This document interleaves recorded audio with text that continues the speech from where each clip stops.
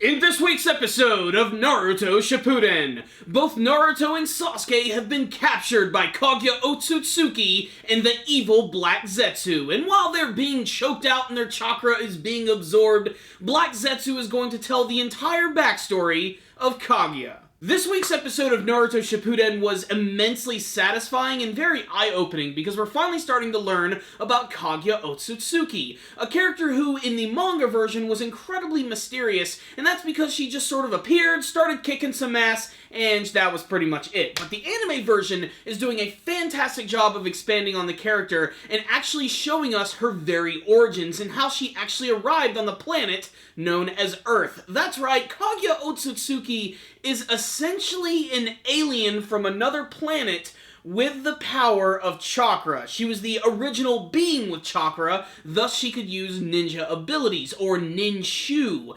And we actually get to see them on display in this episode, and my god, are they bloody and crazy! This week's episode actually features a scene which is pretty damn intense by Naruto's standards. It kind of reminds me of that one scene from Akira, where Tetsuo is walking through the hospital and he gets accosted by some guards, and he just destroys all of them, and they just explode in this massive flurry of blood. And that's what happens in this episode. You see, if anybody even tries to attack Kaguya or walk up to her, they just get knocked away or just completely annihilated. But what's most interesting in this episode is getting to see a world of Naruto without ninja, without chakra, no jutsus. Basically, it was just feudal Japan when Kaguya arrived, with various countries going at war, fighting for different territories, and she happens to land in the country of So, which is currently having a lot of problems with this other warring country known as Ka, and she eventually ends up joining the land of So, mostly because she just ends up spanking the ass of everyone she gets in front of,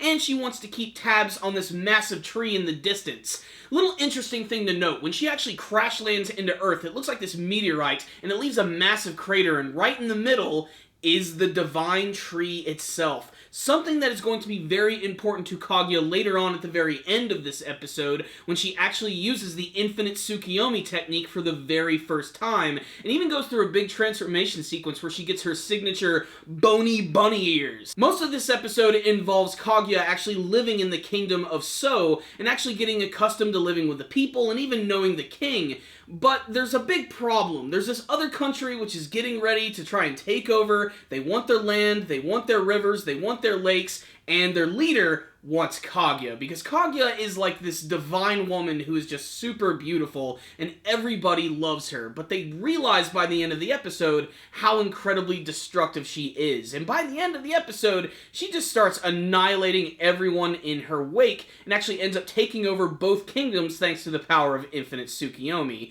But what's most interesting about all of this is that the leader of So actually doesn't want to go to war at all. He wants everything to be nice and peaceful, and he even goes as far as saying that even if any of my soldiers attack your army, I will have them killed on the spot.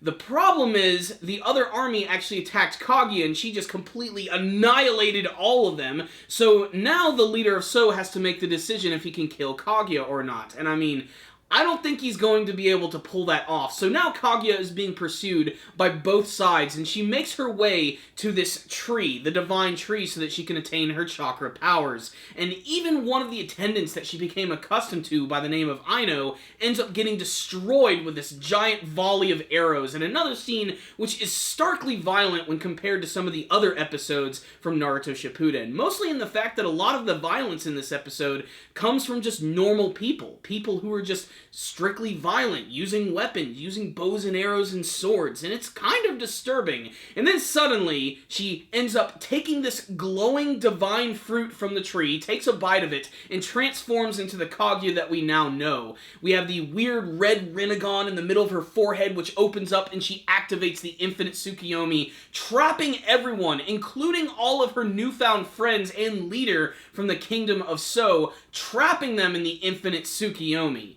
That's right, this week's episode had a fantastic ending, and it's the beginning of the reign of Lady Kaguya. So what's the rundown on this week's episode of Naruto Shippuden? One of the most interesting facts about this episode right here is that before Kaguya even came to Earth, Apparently, she was already pregnant with both of her sons, Hagoromo and Hamura, who apparently are going to be very important in the next episode, and that's another episode I'm really going to appreciate, expanding on her family and why things sort of went south and how she sort of became all evil and malicious and how she simply wanted to be the one who controlled all chakra. Kaguya's character did not expand that much in this episode, which I think is honestly the biggest problem. Just like in her battles with Naruto and Sasuke and what we've seen of her in the series so far, she doesn't say much. She's a woman of few words, and clearly she's trying to keep some things secret, and she doesn't want to divulge all this information to people because really, she's just gonna end up sounding crazy. I mean, it's weird enough that she already came from the heavens. I mean, she's basically a freaking alien. Did anyone expect that aliens would come into play in Naruto? I sure as hell didn't. But what's most important about this episode is getting to learn about the origins of Kaguya, something which was never shown in the Naruto manga series. This is an episode that people who just read the manga have to check out. It's totally going to open their eyes a little bit more to the character, and it might make you actually appreciate Kaguya a little bit more. I know that I like her a little bit more after seeing this episode, and I can't wait to see what they're going to do with the next one and how long this whole Kaguya filler is going to go on for. Honestly, the timing for it is perfect, because even in the manga version, Black Zetsu does go over this like condensed backstory of Kaguya, and this was the perfect place to actually insert this story in.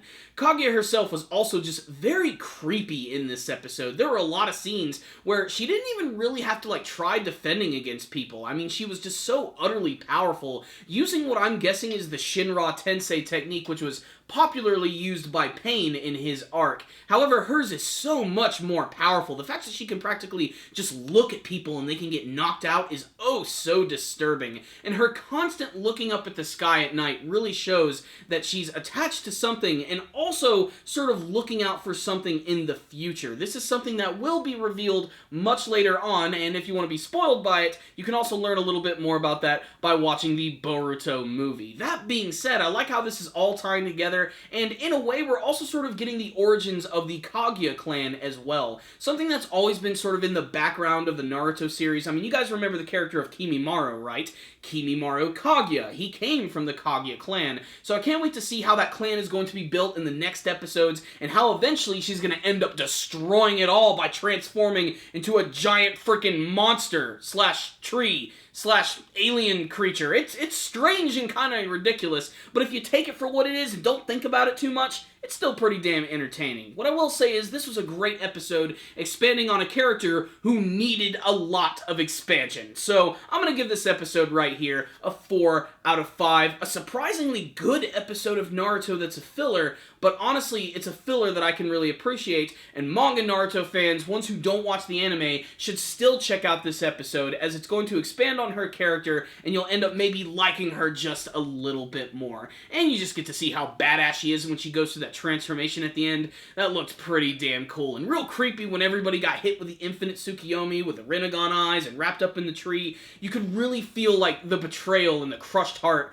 from the leader of So when he saw that he was being wrapped up. He thought he was making a genuine connection with Kaguya, only to be devoured by this massive god tree. So, great episode of Naruto Shippuden. Check it out, guys. You'll definitely see something you like. But if any of you did watch this week's episode of Naruto Shippuden, why don't you tell me what you thought about it in the comments section below. Are you enjoying the backstory about Kaguya? Did you have a favorite scene from this episode? What do you want to see more from her backstory and the rest of her battle with Naruto and Sasuke and the finale of the Naruto Shippuden anime series? Please tell me in the comments section below. You guys are so freaking kick-ass. Thank you for watching this review. I really appreciate it. If you would like to help support the channel, maybe smash that like button. Maybe share this video with some friends. Maybe you could subscribe to the channel. That way you'll see all of our latest anime and manga reviews. Not to mention our weekly podcast show, and you should check out all of our cool links in the description box below as well. Thank you guys again for watching, and as always, stay dandy, baby.